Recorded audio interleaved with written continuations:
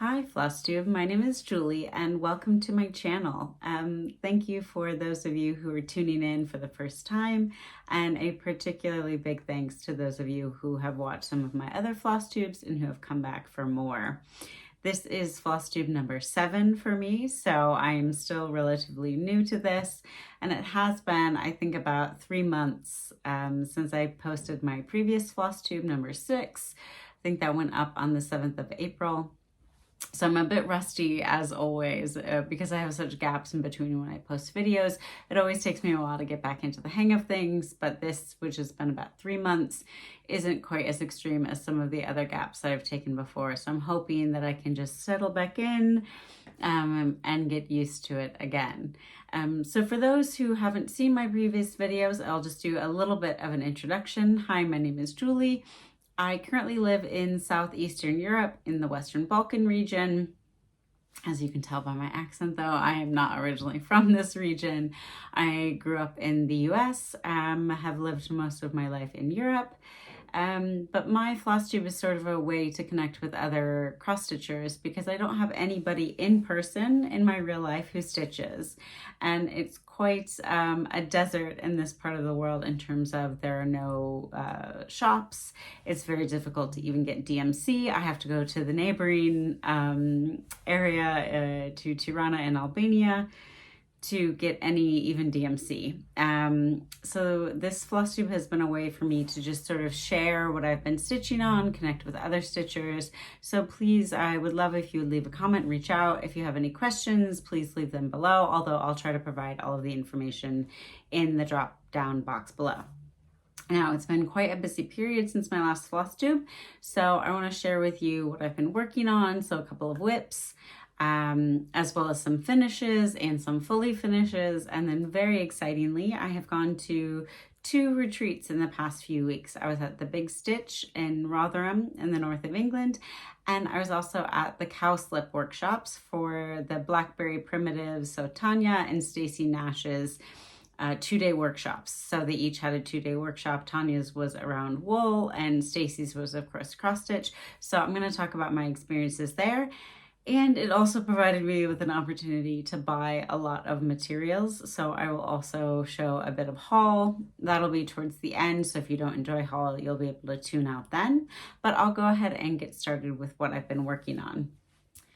So first up, I have my book of days. I've been trying to be really diligent about writing in it this year to keep track of what days I'm stitching what. And my original goal for the year was to stitch every day. And unfortunately, in April, I fell off the bandwagon. I was on a work trip to Egypt, and I just didn't manage to get it all, you know, my schedule worked out. And 1 or 2 days I actually forgot. I've been trying to stitch other than that every day, but I did, you know, disappointingly fail at that. So here though is my April.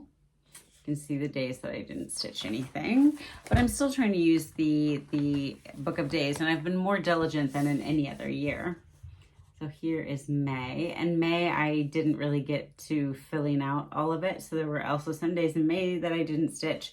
I think I did stitch every day this week, but I just wasn't good about writing down what I was working on. So, what can you do? And here is June. Only 1 day in June that I didn't stitch. And then we are already, my God, almost halfway through July. So, yeah, so that's my book of days. So I like to keep track of what I've been working on. And so I've got just 2 whips to show you. I don't keep many whips going. I typically have maybe 1 bigger sampler and then 1 or 2 small pieces that I'm working on at any given time. But this year I'm also doing 40 starts for my 40th birthday, which was at the start of January. So I'm focusing a lot on smalls this year. So that has meant that I've finished a lot of smalls because normally I work on bigger pieces. So I have a lot of those smalls to show you, but then I also have 1 big sampler that I have been working on. So this is Hannah Whitaker by Cross Stitch Antiques, and here's a photo of the actual antique sampler.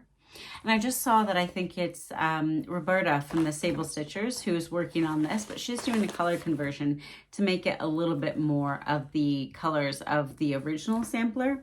So Kathleen, the designer behind Cross Stitch Antiques, I think, did an absolutely beautiful colorway for her chart. She gives you options for, I think, Swall 103s, overdyed silks, as well as, I believe, DMCs.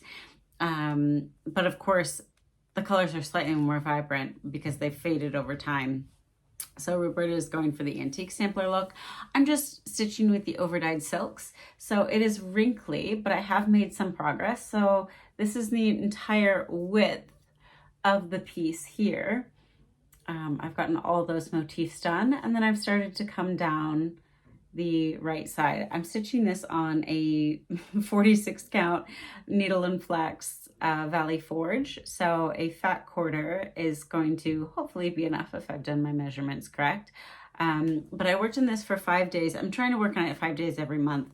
I did that in January, and then I think I skipped February, March, April, and then I stitched on it for 5 days in May, and then I continued that into the start of June, and it was actually really, really hard to rip myself away from it. So I want to get back to that this month, most certainly, because I really love it, and I'd love to finish it by the end of this year. I don't know if I can manage that with 5 days every month because it's a pretty big piece, but it's just an absolutely gorgeous sampler. I got that. I've mentioned this previously a bit ahead of time. I was at the Ackworth retreat put on by the Sampler Guild.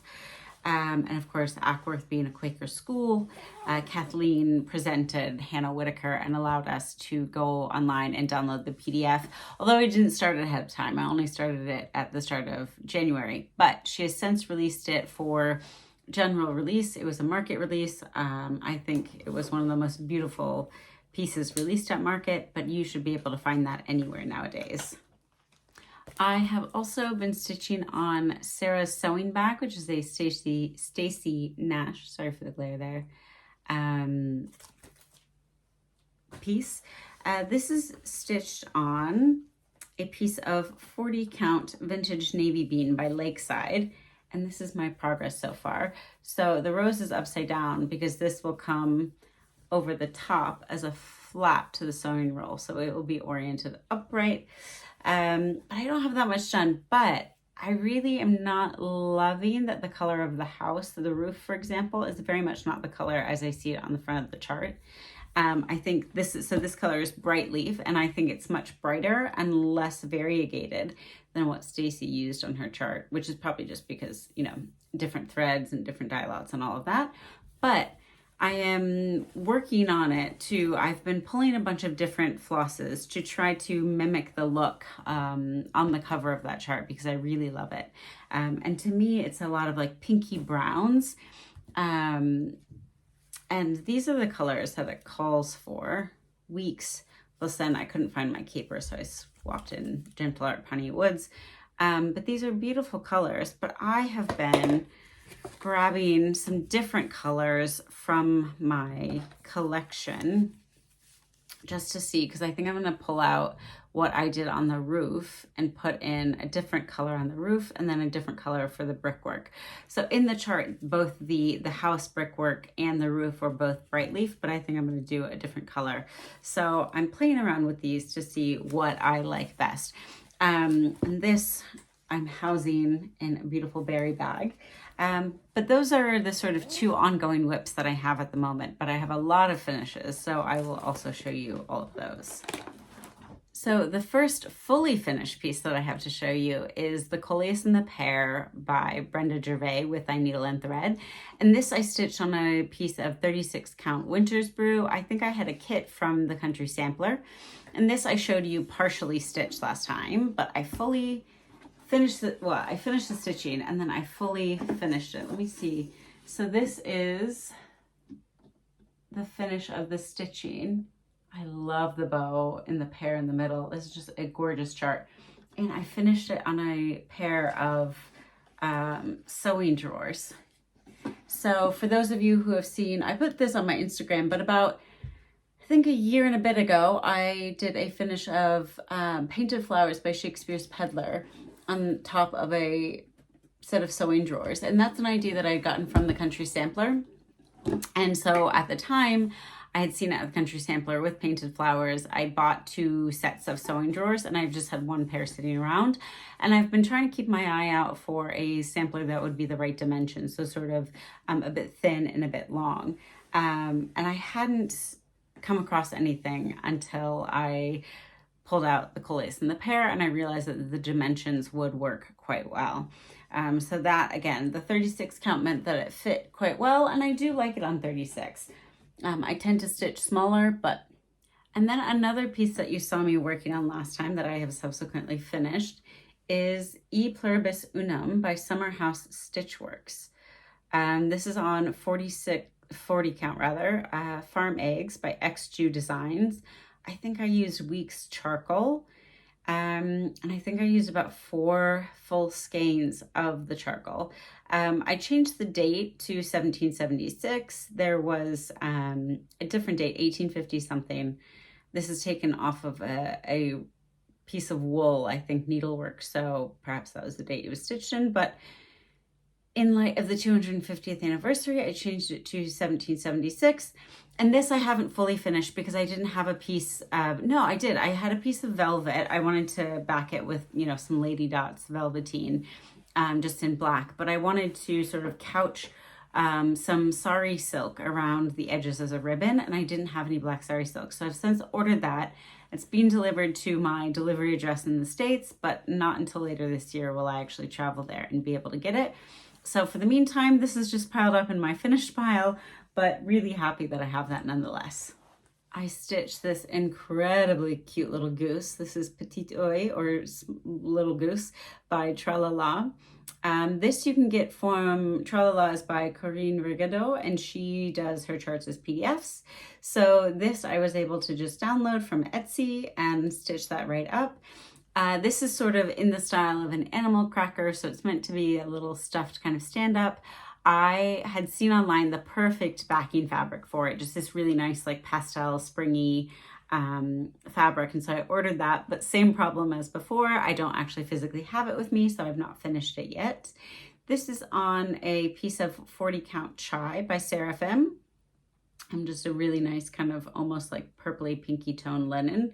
She also has a little like baby goose with her, so I need to stitch that so she's got her little companion, but I really enjoyed that. And that I did with mostly the called for, I think it was atelier threads, and then I just substituted 1 or 2 of the purples with I think a threads by Nina, who's a European dyer.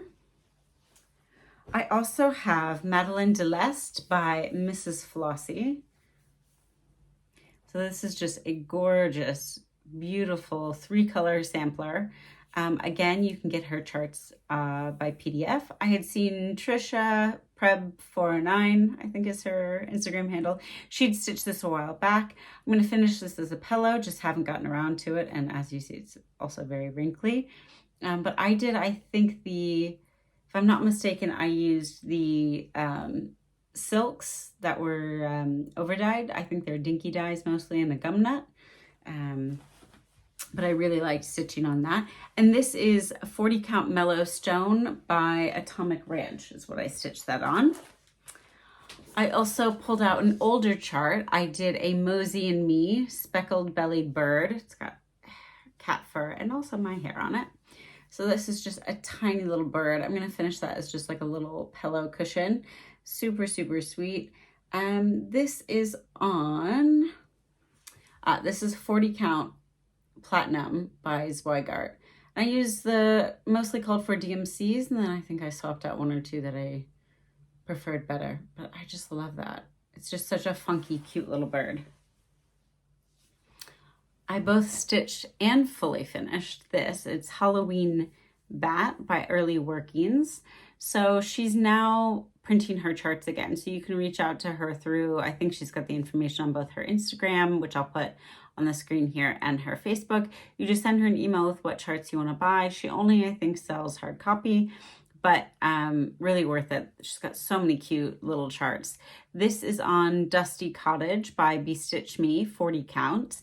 with the called for threads, I believe. But I think actually, when I say that, the black I know I swapped out. I think I used charcoal. I think it was meant to be a really deep brown, like DMC, is it 3779? That's a deep brown. And I swapped it out for the charcoal because I wanted him to be black. But I just love the sort of greeny tone of the linen and the flosses. And I used just a piece of green felt, I think by Primitive Gatherings. And I had this pin. I think this is by Pink Dragonfly Crafts off of Etsy. But I just think those are so creative. And I made this purposefully not as full because I wanted it to kind of sit a little bit slouchy. So I thought that was quite cute. I also stitched and finished, this is C. Strudwick 1894 by the Scarlett House. Again, my ladder stitch at the bottom is a little bit wonky. I stitched this with walnut shells and then shoved a little bit of fiber fill just at the bottom to keep it from leaking out while I was doing the ladder stitch, and it's just still not the best finish. I've got a piece of, I want to say this is a Lady Dot Creates velvet. I do want to line it with maybe like a tan color rickrack, but I have 0 rickrack in my finishing supplies. So I'm going to place an order later today for a few shades, and when I'm back in the States later this year, I'll pick that up. But I packed this one a bit fuller, so it's quite firm. So I think that's a really, really cute little Christmassy sampler finish. I also stitched a little needlebook. So this is the Coverlet Needlebook by Lucy Beam. And she calls for, I think the thread color is clover, which is based on the image on the chart. It's like a little pinky thread. I used High Country by Cottage Garden Threads instead. I really had this idea of this very warm tone, kind of browny green. I also didn't do the full chart. So I think the proper one is maybe, this is around like 60%, 66%, 2/3 of the size of the full one, but I just got a little bit tired of the repetitive pattern, and I just thought, you know what, this is really, really cute.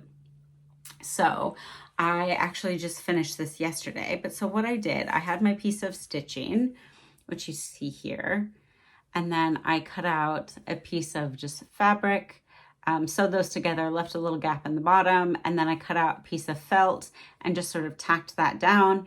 I put the ribbons in, so as I sewed it around, the ribbons were already sewn in, and then I just made this really cute needlebook. It doesn't have any interfacing, mostly because I was not able to find the interfacing that I wanted to use for it, but I actually think it's firm enough, and once I get some needles in there, I think it'll be just fine.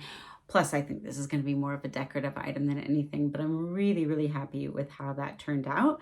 And I just wanted to mention, so I have quite a few of the Cottage Garden threads. They're beautiful. They tend to be very variegated. So I think they work really, really well, especially if it's like a one color project. Not that you can't use them in other projects, but I've been looking for a one color project for a while to use some of them.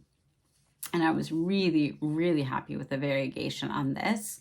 And I wanted to just mention, so they come like this, they come twisted up onto the spool. And I just wanted to sort of do a PSA. I think a lot of people know this because I myself learned it from watching other people talk about it on Flosstube, but you don't need to sort of dislodge the threads from this top bit. I won't pull it down because I want this to stay wound up, but you basically just like gently tug and one of these ends will come loose. And it comes then pre-cut. So it's already cut to the right lengths. And then you just gently pull one thread as and when you need it. The extra thread I've put in this top little hole. But that's just a really handy packaging system. So I wanted to highlight that. So you don't need to destroy this cardboard packaging to get to the actual thread. I had previously stitched, but I fully finished Dear Friend by Blackbird Designs, and this is on 36 count mellow by Picture This Plus, I believe. I backed it with this really nice pink felt.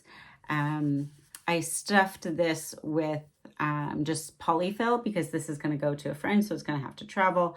I just tacked a little ribbon down. I tied it on both sides, and then I sewed these two little mother of pearl buttons onto there.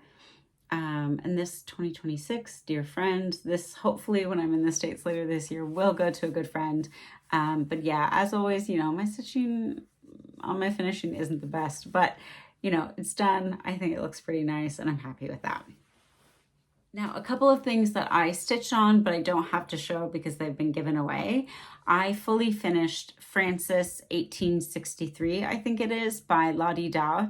That was stitched on, I'll put an image here. That was stitched on an unknown piece of linen. I suspect it was the 36 count, but that I had stitched up earlier this year, but I actually fully finished it. So when I got my ticket to the big stitch, it was quite last minute. And their smalls exchange, if you wanted to opt into that, the theme was animals. So since I already had Francis stitched up, I thought, okay, this is actually a good, reason to do the fully finishing. So the chart itself has the instructions and has a template for like the little base so that the bunny can stand. I kind of winged it nonetheless. I don't think I followed the instructions completely correctly, but I got it done. The bunny, I think, turned out really, really well and quite conveniently. So there was one part of my stitching where I think I was too close to the edge. So because it was a lower count linen that already was kind of tending to, pull at the edges anyways, some of the little threads started to stick out. And so I thought, oh no, this is gonna look terrible. So let me put a little bunny tail there. So that was the perfect spot for a bunny tail. And so for that, I took a piece of cotton roving, like a doll stuffing, sort of swirled it into a ball, just tacked it down at a couple of points and plopped it onto there. Then I put a little sari ribbon around his neck, which I think is all like a very sort of rustic, shabby type of look. I love the fabric that I used for his base and the backing. I put a bit of sisal rope around the base to cover some of the sort of joins of the different parts of him. I'm going to stitch it again and make it up for myself. And sorry to Chloe, who is Girl with the Gavel Stitches. She got my gift. It's just a random exchange, but she was the one who got mine, which was really nice because I've met Chloe a few times before. She's absolutely lovely. She's a brilliant designer as well. She's got a few charts released, one of which is on my must stitch coming up. But that was really nice that she got it. But so I apologize to her for the sort of rough and ready finishing, which is my go-to style. But hopefully when I do it again, I'll be able to improve a little bit and have a slightly more polished version. I also know this isn't cross stitching, but this is sort of needlework adjacent. So I did a couple of little needle books, which I'll put a photo here, for two of my friends. So I've been collecting some Madeira whitework handkerchiefs that have different monograms on them. So these were for the two Sarahs in my stitching life. And so they both have the monogram S. So I turned those into little needle books. So that was, again, a bit of a trial and error in figuring out how to do that. And the professional finishers are so much more accomplished. But I got it done. They're off with them living their, good little lives and with their stitchy supplies. So I think the moral of the story is to just, you won't improve your finishing skills until you actually start doing more finishes. And there are a lot of resources on YouTube, but a lot of it is a little bit of trial and error. But those were quite fun to put together as well. And then I have, I think, two other finishes that aren't fully finished, but I'll show those. So the first one is 1776 by Samplers-and-Santas. So this is actually a freebie chart. And this is on 40 count spin effects by Fox and Rabbit. Now, originally the chart just has the blue stripe with the 7 stars here and the 3 red stripes. But I thought, 7 stars is a bit of a random number. So I did a second blue line down here and added another 6 stars to make 13. So in honor of the 13 original colonies. So this, I think I'm going to turn into a little pillow. Oh, and I should mention that I did my own thread conversion on that. I used 3 gentle art colors. I've got Shaker White, Old Red Paint, and Uniform Blue, which I just think are those quite lovely, like muted, rustic looking colors. And that I stitched to be in alignment with Colorado Cross Stitcher's July challenge for her stitch camp. So July was to use colors, just do a chart that had the colors of your flag. So if you were American, you could do a patriotic piece, or if you're from any other country, just pulling a chart that has some matching colors from your own flag. And my June submission for Colorado Cross Stitcher's Stitch Camp was Summer Sampler Fragments by Shakespeare's Peddler. that challenge was to stitch a design that was from a magazine, and this was originally released in Punch Needle and Primitive Stitcher magazine, which is an absolutely great magazine. You can get it either in hard copy or PDF. I have always opted for the PDFs, of course, but this I've loved for years, and I just thought it's such a unique summer piece, and I really, really love the colors. I stitched it on 46 count dark soil by XG Designs, which is just a beautiful piece of linen. It's not the called for, but I did use the called for threads, and I really, really love this.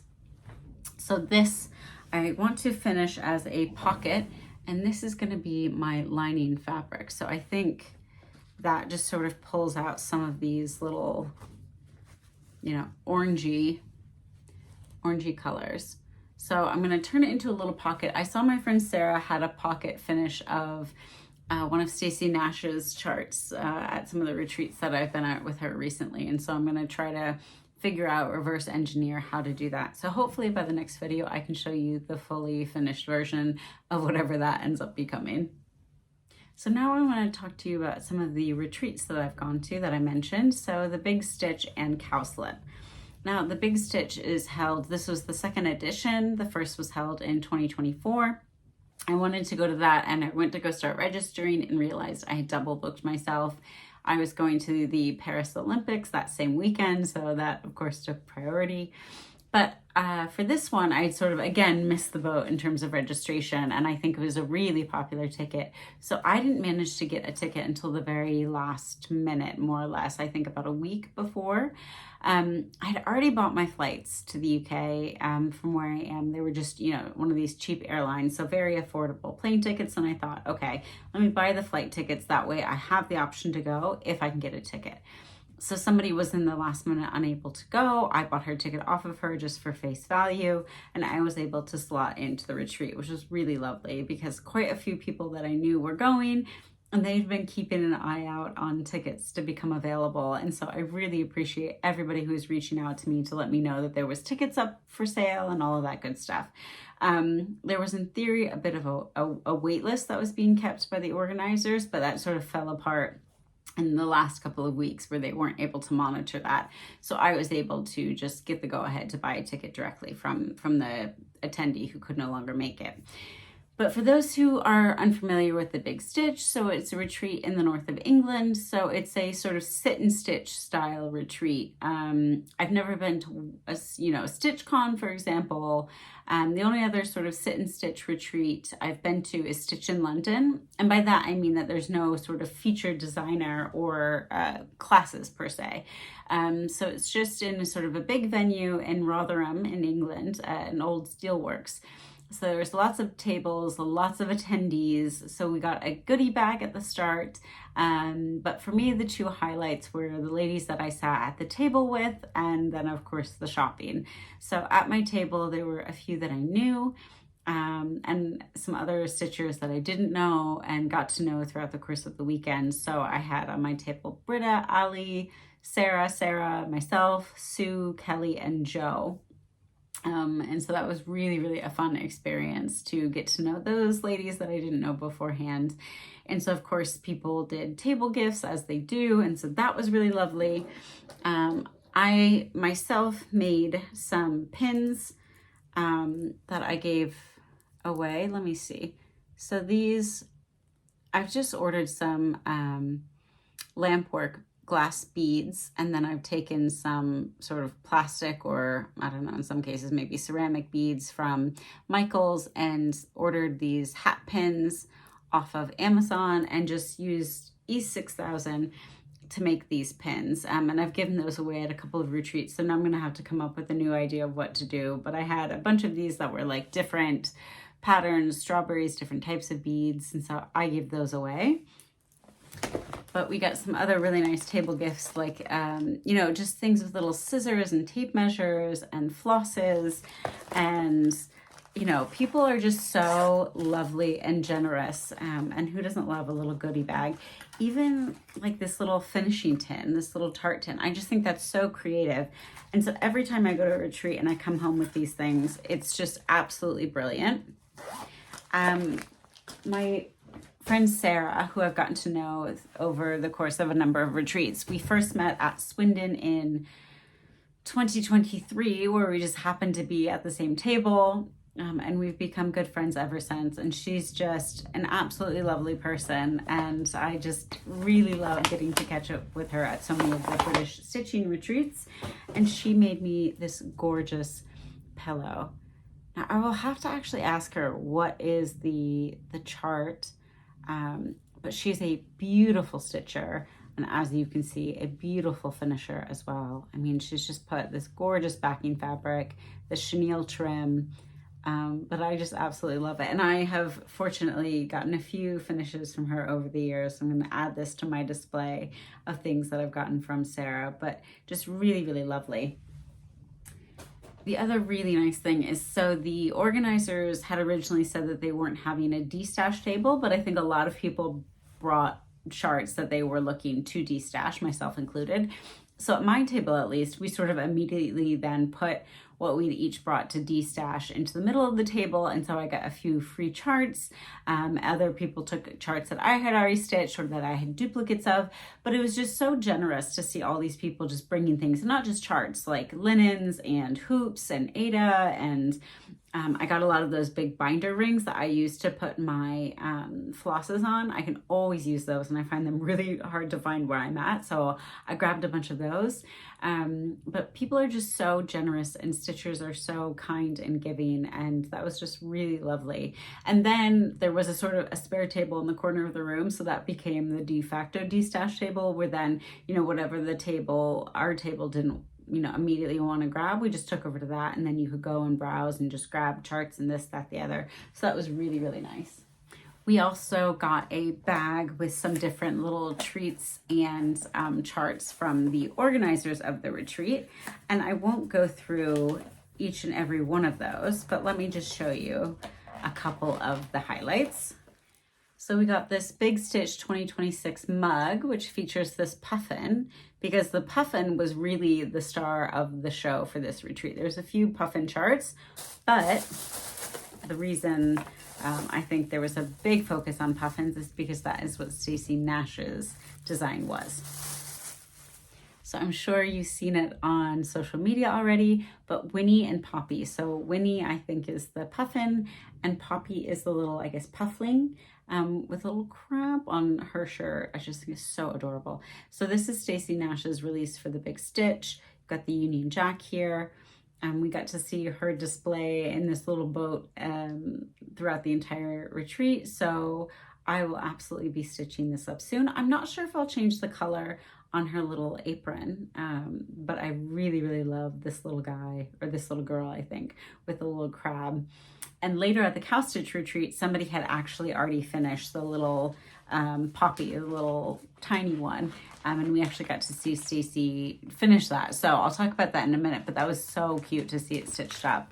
And of course, there's stitchers who are so diligent and on the ball, and that's really amazing. Yeah, so I did a bit of damage with the shopping while I was there. So the vendor area was really, really excellent. You know, compared to the US, the UK doesn't have as many in-person or online shops available.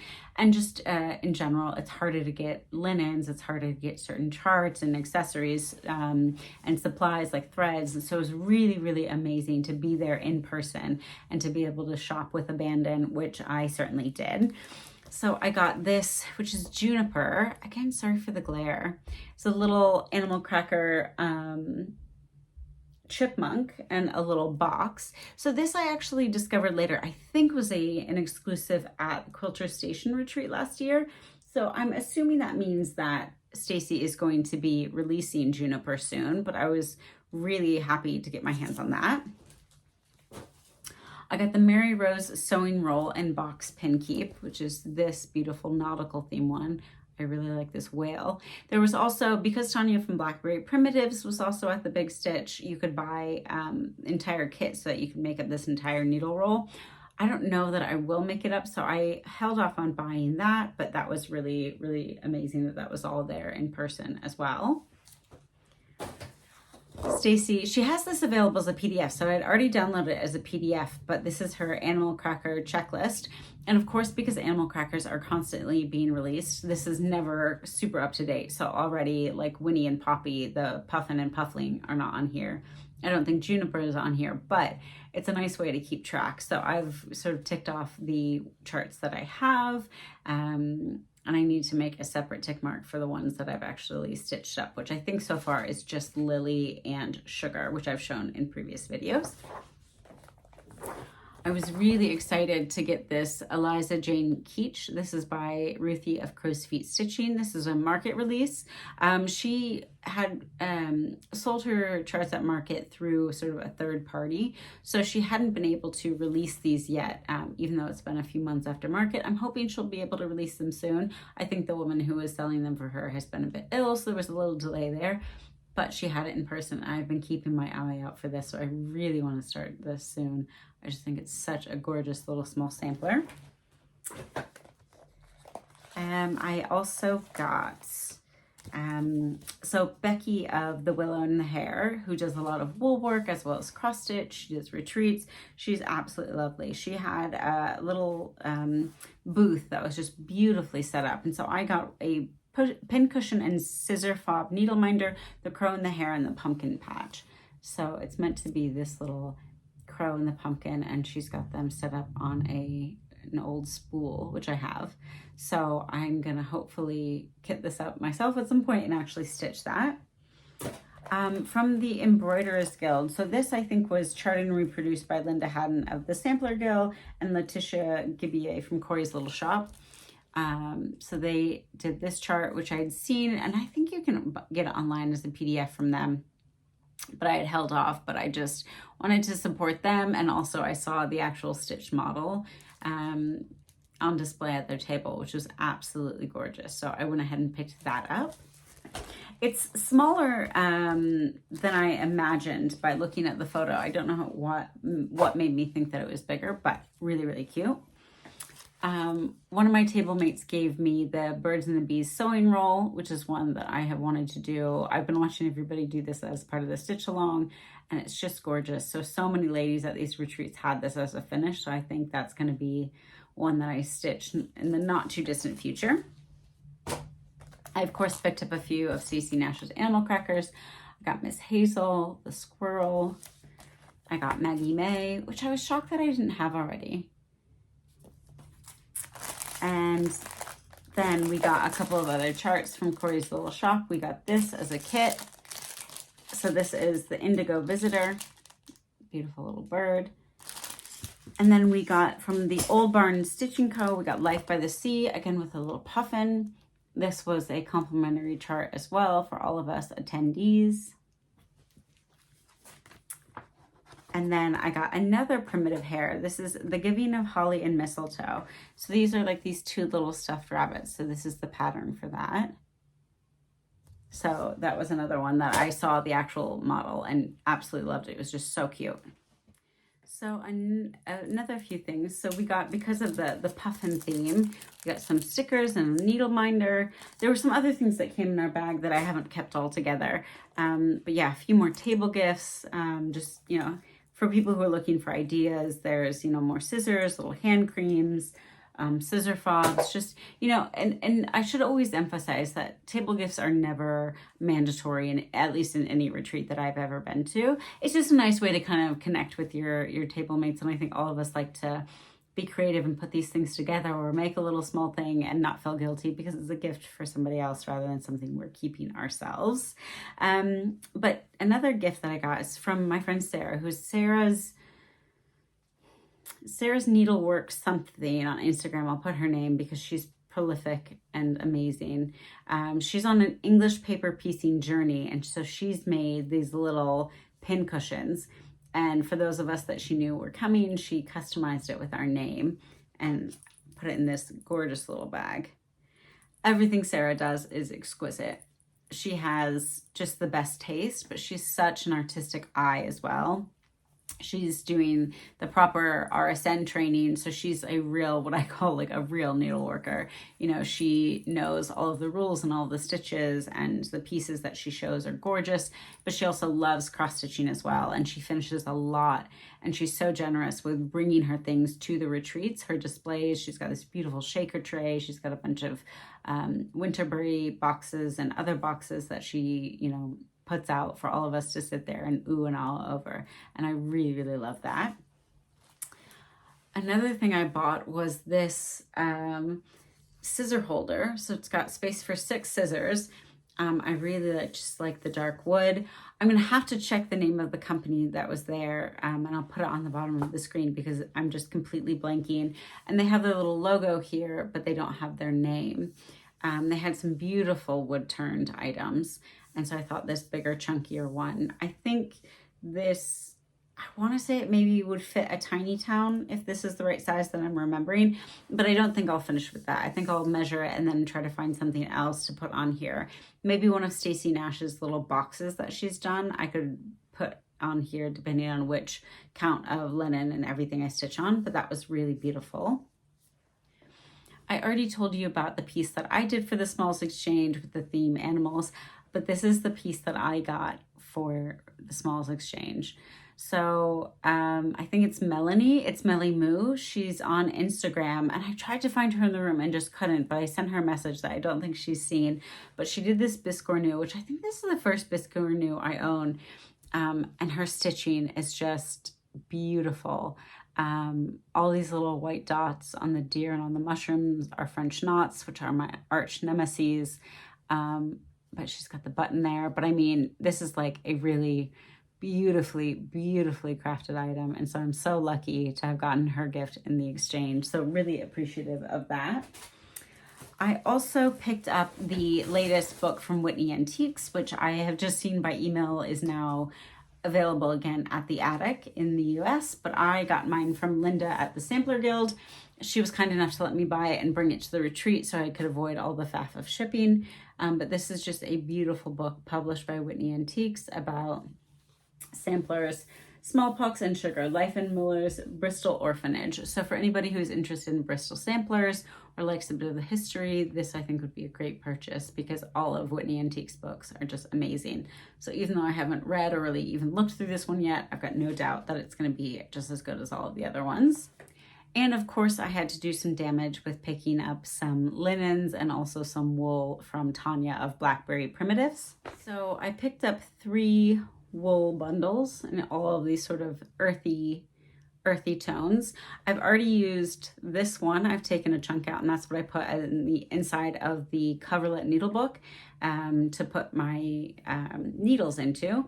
But these are dyed by Tanya, who has been dyeing wool for, I think she was saying 20 years, maybe even longer. But I mean, her wools are just gorgeous. And I love these little packs because I'm not somebody who has done much wool work before, but I like having this size just to finish little pillows or indeed to put little inserts in things. I use wool on the inside of the needle books that I made, so I think these are definitely going to go to good use. And under the influence, I think, of Stacy Nash, Tanya has begun dyeing linens, which I am ecstatic about because her colors speak to my aesthetic so well. You know, she does a lot of grungy and dirty. She's also got, you know, beautiful neutrals that would be perfect for any sampler, but I'm really drawn to some of her, I think, grungier colors. So while I was at the Big Stitch, because I got more at Cowslip, I picked up 40 count Meadow, which is beautifully modeled. Got 40 count Special, which, as I understand it, Special are just sort of her one-off dyes, so it's not necessarily a color that she'll reproduce. So those are sort of grab it when you see it. I got 40 count Old Red.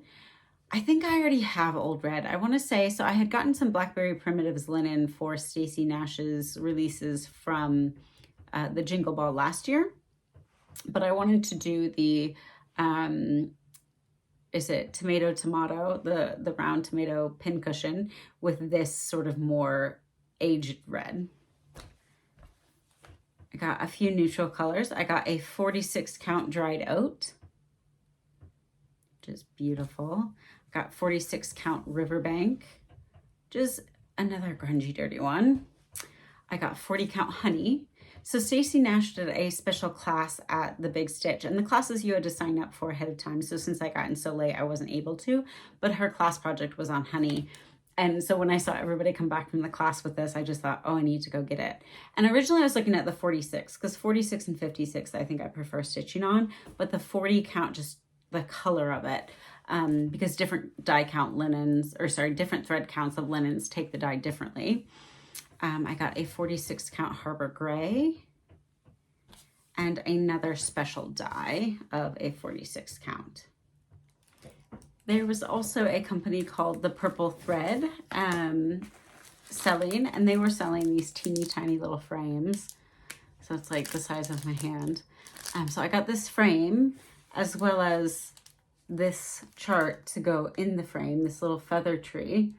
And then they gave this gift of this chart for this super tiny little scissor fob that they had in person there, which just speaks to my love of everything tiny. So this was another really great purchase. And the Purple Thread isn't a company that I knew of beforehand, which is another really fun part about going to these retreats and seeing different vendors in person, because then you're exposed to a whole new world of things that you want to buy. And the last thing that I bought at the retreat is Stacy had brought over a few Winterberry boxes for sale. And so I got this one. I have two. I have a big oval one in the navy, and I have a small oval one in the sort of claret color, or burgundy color. I can't remember what they call it. But this one is a nice shape, and of course I was sold by everybody who had their Winterberry boxes there that have done them up just absolutely beautifully. But it was the inside lining color on this one.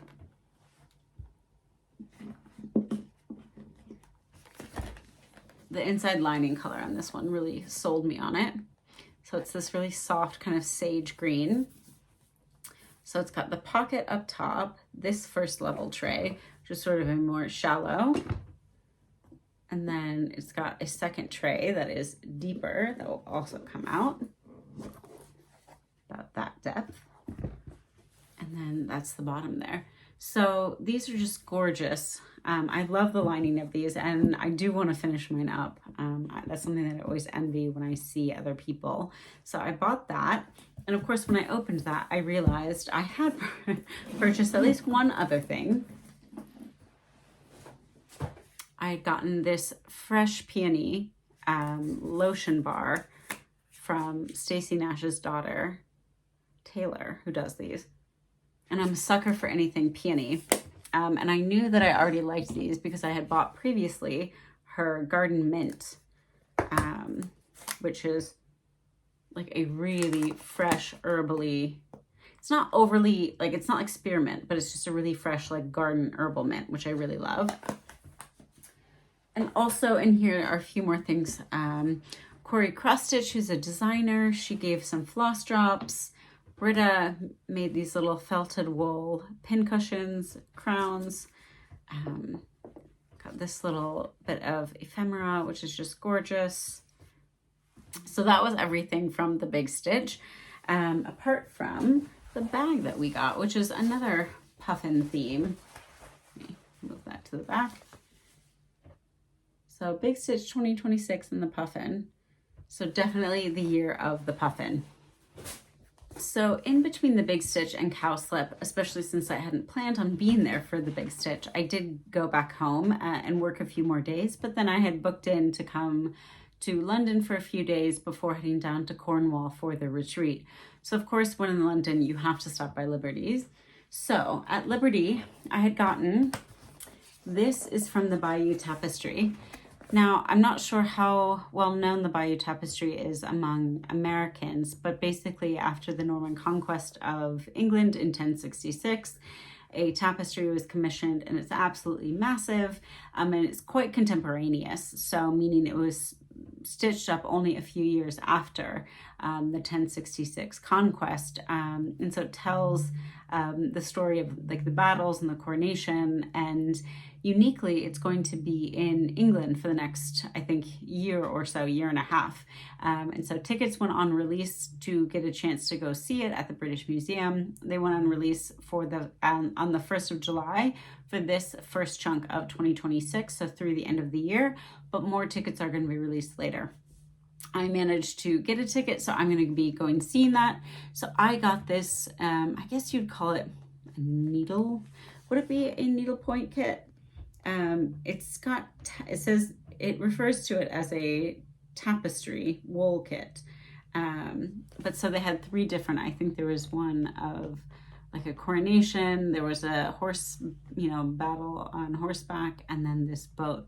So I picked up that. And then I also got this little pin cushion. That's the Liberty building. It's this old, beautiful Tudor building. So that'll be just a nice little thing that I put on my shelf. And then I had ordered ahead of time from Ernest Wright, who's a scissor maker out of Sheffield. So I had ordered a pair of stork scissors. So it comes with this made in Sheffield little crest. And then in the box, which I think, it's like I want to keep them out on display, but I also love this box. I got this beautiful pair of stork scissors. See if you can see them better like that. And you can see they're really sharp. And I have stork scissors from, who makes those? DMC is the only name that's coming to me, but I don't think it's DMC. Who makes the stork scissors that we all have? In any case, they're sort of, you know, mass produced. They're not handmade, whereas these Ernest Wright scissors are handmade, and you can feel the difference. The quality is just so, so good.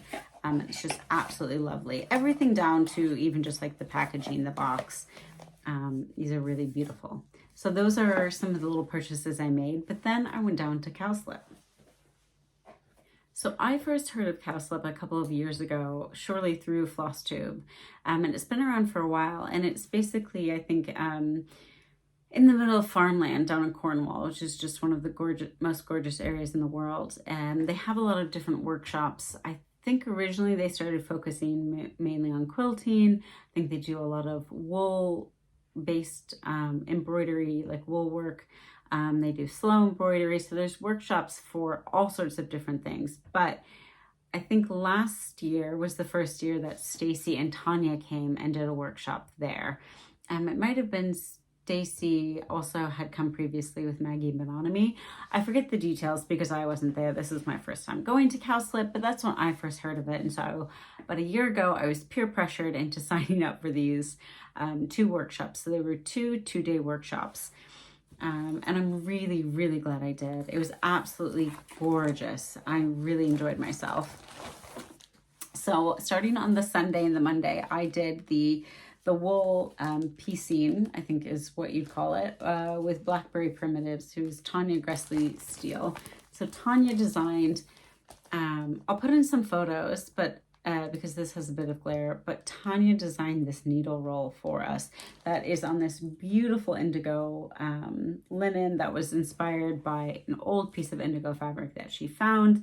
It's got peacocks and squirrels and goats, and we got the materials with it, the cutouts. You know, I'd never done anything with wool before, so kindly other ladies there who are more experienced at it, and also Tanya herself came by to kind of explain the entire process. I didn't get very far. Some women literally finished their entire thing. I still just have my piece of linen that's been basted to the batting, but I do have most of my pieces, you know, cut out. So now I just need to go and take this wool and put them on. But she gave us all of the finishing. So she explained why she doesn't dye velvet anymore, but we got some of the last velvet she did dye, which is just amazing.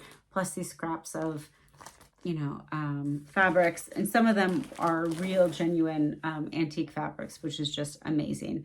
So that was a really nice experience, because I feel like, you know, with cross stitching, once you know how to make an X, there's not that much that you can be taught. And so when you go to these retreats, it's more about maybe the lecturers who are, you know, giving a lecture on the historical significance of certain samplers or a different school or what different motifs mean, which I love because I'm a big history girl. But it's nice to also go and learn just a different art form, a different hobby. I need another hobby, like I need a hole in the head, but it was really, really a pleasure. So I definitely want to go ahead and finish this in the near future before I lose steam on it. And then for Stacy's, we got Penelope, another animal cracker. So I'm really making out like a bandit with all of these exclusive animal crackers. This is Penelope the peahen. And this was inspired by the antique sampler that sort of inspired both of their pieces. So they sort of very much coordinated on this. But so Penelope is on a beautiful piece of darker linen, which I thought was called Sea Worm. And only after my friend Sarah talked about how they were making, people made fun of her for thinking that it was Sea Worm, because apparently it's sea worn. But it's this beautiful, beautiful piece of linen. So we got all the threads, which are just these dark, I'm sorry, I wish I could be like Nicole's needlework and just have the beautiful threads, but you see these tones, these sort of rich browns and these dark blues. Now my idea was to stitch Penelope over one. I was heavily influenced by Sally, the Humble Bumble Stitcher, who I met both at the Big Stitch. She was there to help Becky of the Willow and the Hare. And then she was also at the retreat. She was helping at Cowslip. She was helping Tanya and Stacy do everything. And then she was also doing the wool and then later some cross stitching, but she has loads of over one animal crackers. I mean, she's got so many animal crackers. Some are over 2. Some are, you know, over 2 on like 56 count. She's got some that are over 1 on the really high counts as well. So I thought, I'm going to finally do an over 1 animal cracker because I have been wanting to do that ever since I saw Cheryl Hancock's about a year ago. But I was doing too much chatting. So I was doing a lot of chatting, doing this over 1 on 36, and then just got off count so many times that I realized, actually that's the back that I'm showing you. But anyways, I realized that I just need to rip this out and actually sit there and pay attention to what I'm doing. So I'll rip out like these few lines and start again. But that is just a beautiful chart. And then we also, in addition to Penelope the peahen, we got 2 little goats sewing fold by Stacy. So if this looks at all familiar, apparently Stacy, I think also at Quilter Station, had released a sewing roll maybe, or maybe a pocket based on this same sampler a couple of years ago. And apparently that chart is no longer available because the file was lost. But she's now sort of reimagined it as this. And so my friend Sarah had done the previous one, so I might combine some of this with some of what Sarah has done to make up my own new thing. But really beautiful. Like I love the golds and the greens. Those really appeal to me. And everything Stacy does is just amazing. And so we got the linen for that as well. So it's a 36 count. I'd have to look and check to see what the color is on this one. So I'll try to put that up on the screen, but just, you know, absolutely beautiful. Plus we got, you know, fabric for the finishing and ribbon, and then just this thread winder that says Cowslip Workshops 2026. So just really, really gorgeous. And then I, of course, also couldn't stop there. So did some more shopping while I was at Cowslip. So this was actually a free acquisition. A friend of mine gave me Millie, the elephant, which I always think it should be Nellie, the elephant, but also because my cat is Millie. So Millie to me is a ginger cat, not a gray elephant. But I love Millie, and I kind of want to do her both big and small, like on a 56 and then also like on an over 1 on 40 maybe. We'll see. We'll see how ambitious I get. I also got a wool kit from Cowslip. So this is Festive Wool Heart Kit by Maria Hill for Cowslip. So it's this beautiful holly and mistletoe heart. which is about, you know, there was models of them, so they're about yay big, but it comes as a kit, so with all of the things that you would need, the rickrack. So I'm gonna give that a go and try to get that made up before this Christmas. And then, of course, I couldn't resist buying more of Tanya's linen, which I wish I would have bought even more of. But I got the 46 count Portbury beige, which again is just that grungy, beautiful fabric. I got 40 count shortbread.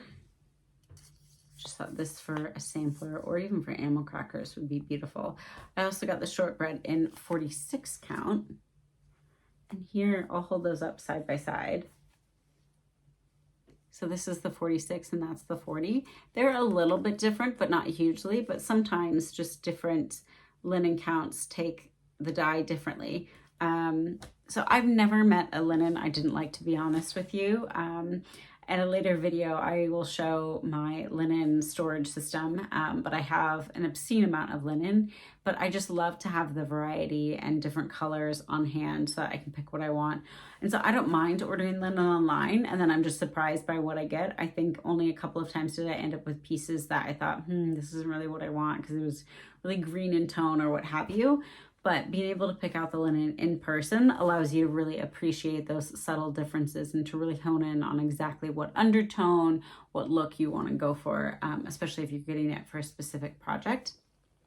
This is a 40 count muddy grass, which is one of my favorite colors I got. I also met Joanne of Phoebe Stores, who is a designer, and she actually was at Swindon. I remember meeting her briefly at Swindon last year in 2025. And so when the penny dropped and I figured that was her, I was just chatting with her for a few different evenings. We kept on bumping into her and her husband at the hotel where I was staying at dinner. And so I got to chat with her a bit. And one, she's hilarious. I mean, she's so witty and just lovely. But two, she gave a couple of her floss cards that had some of the antique samplers that she has. Some of them she's already reproduced and they're available as PDFs on her Etsy store and on eBay. And then some of them, and she might do hard copies as well. I believe she does.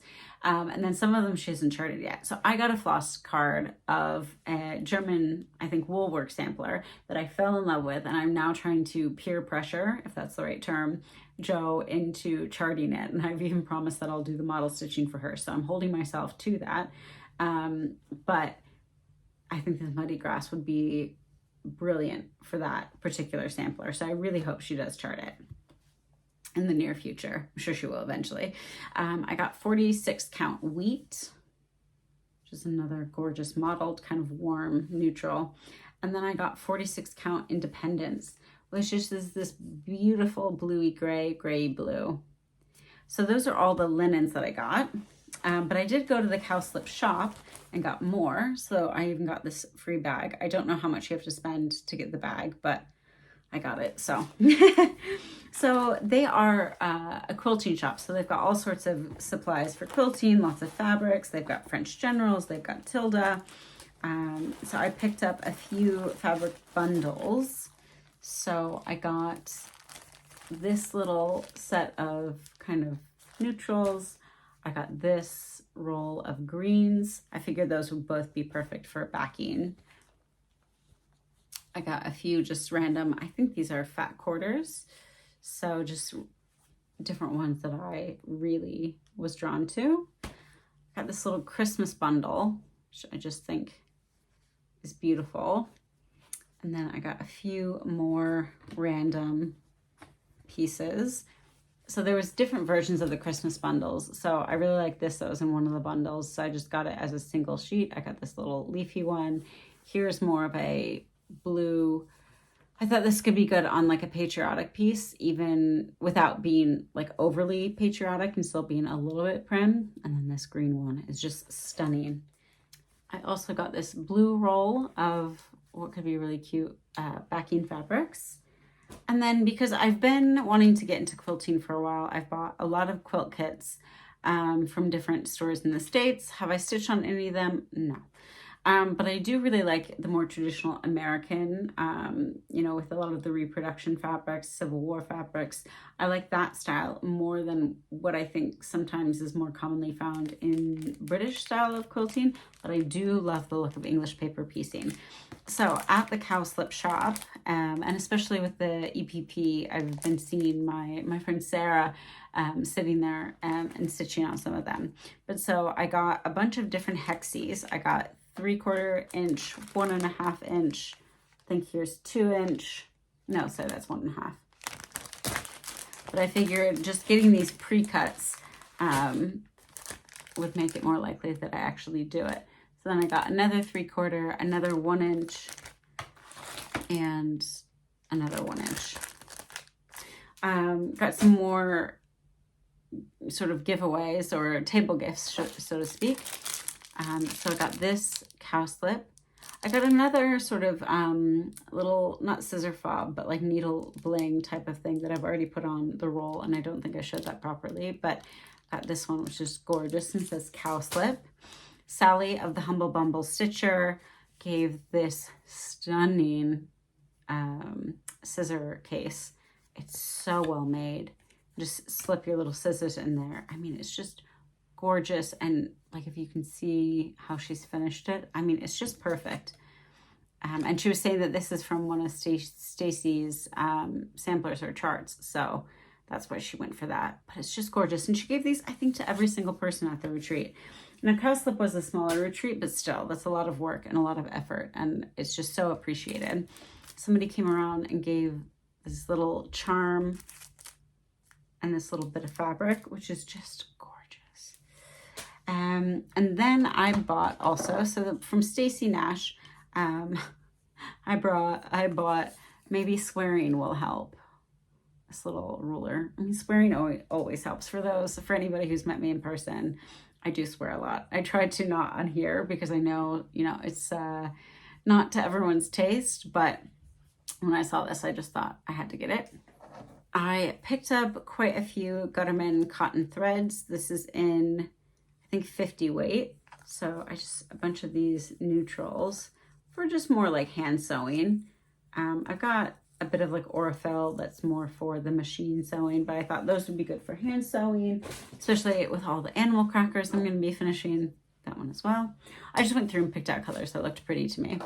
I also got a few, they didn't have the full range of any threads. They were only selling Weeks Dye Works threads, but I think that was more, I'm not sure if that was from Stacy that brought them or if that was actually from Cowslip, but I just picked 3 that I needed backups of. So I got Caper, Bright Leaf, and Lily Pad.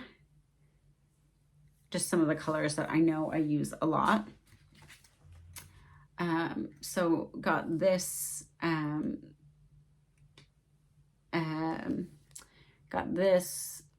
what do you call that? I want to say needle bling, but I don't think that's what it's called.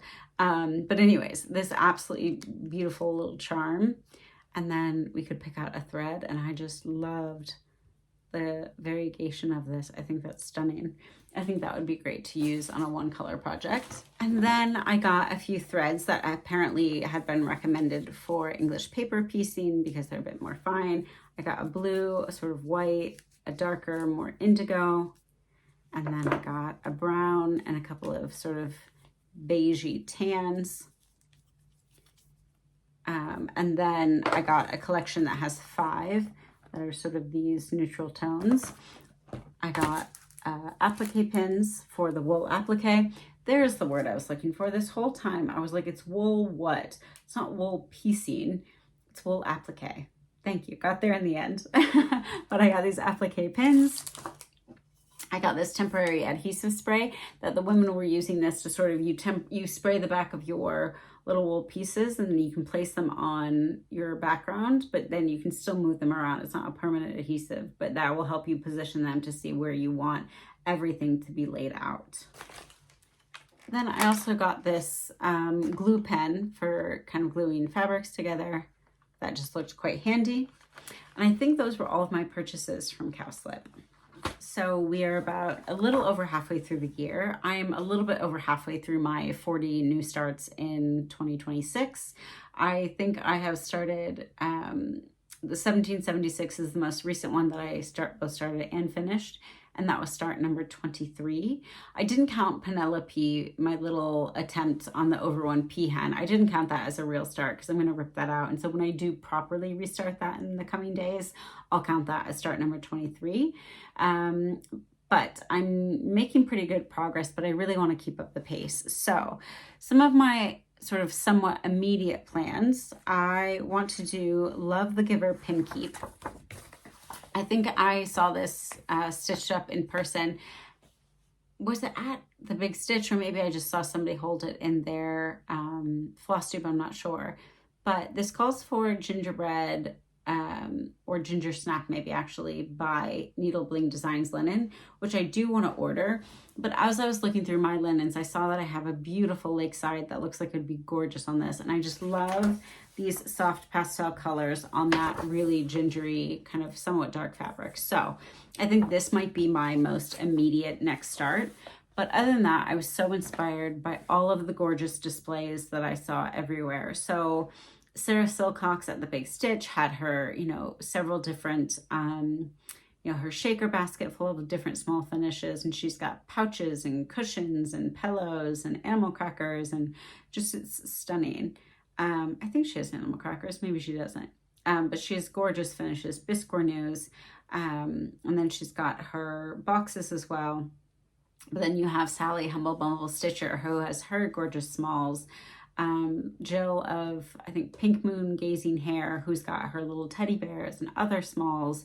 You had Sarah of Penelope's Pocket, who had her finishes. Natalie of Sewing Room Secrets, who also had hers. Like, just so many gorgeous finishes. Sophie, who's the person that I mentioned who had finished the little, I think is it Poppy, the little puffling?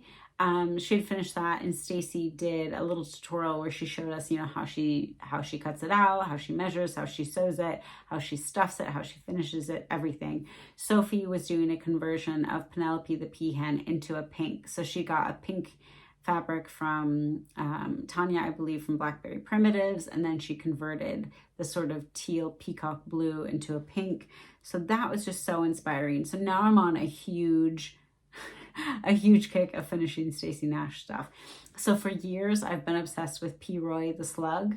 And I just saw that my friend Audrey stitched that up, and she said it was pretty quick. So I think I'm gonna stitch P. Roy in the usual size, so over 2.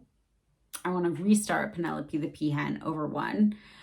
I've seen Sally's Clovis over 1, which, as I understand, it was Sally stitched it, but it's a gift for Jill's. So Sally/Jill's Clovis over 1, which I am obsessed with, so I want to do that. I want to do Maggie May. Joe of Phoebe's Store did Maggie May and sort of charted a back for her so you can see her little bunny tail, and that's to die for. I want to steal that idea. I also really want to do one of Chloe Girl with the Gavel Stitches charts. I'll put a picture of it and put the name here. I think it just has 2 colors, if I'm not mistaken, called for in DMC, but I want to do it on a 56 count linen. So I'm going to change it to silks, but only 2 colors. So that'll be a super easy conversion. I haven't done any of my small samplers. There's a couple, the latest, the National Model School by Cross Stitch Antiques is up there, if you can see that way back there. So I want to do that as well, to have another really small sampler that I can add to my my display. But I really want to take some time and actually finish one of my boxes. So I have a few of the, as I mentioned, the winter weary boxes, but I have a hand and lock box. I have a no-name one that I got from Target. So I might start with that and just put some fabric in it and play around a bit. But so I really want to work on those. And very appropriately for the box finishing, I've signed up for a Royal School of Needlework self-paced class on box making. And so I think I'm already going to change some of the fabrics on that, because it was quite cute. I liked it, but not necessarily the colors that I would go for. But maybe after I take that course, I'll be even more inspired to finish some of these travel cases on my own. But I think that's everything for now. I'm sure there's like a million other ideas I had about what I could be working on in the coming weeks. But I will leave that for next time to sort of reveal what is the latest that I have worked on. But thank you so much for watching today. Again, if you have any questions, please leave them in the box below. I'll do my best to respond to you. I will have put all of the information for everything that I can also into the drop-down box below. Thank you for watching, and I'm hoping to be back in sooner than 3 months. I can't make any guarantees, but next month I will also be going to Jacob's of Modern Folk Embroidery's retreat in Amsterdam. So I think after I go there, I'll have more to talk about again. So hopefully I'll be back in about a month or so. Don't hold me to it. All right. Thanks, everyone. Bye-bye.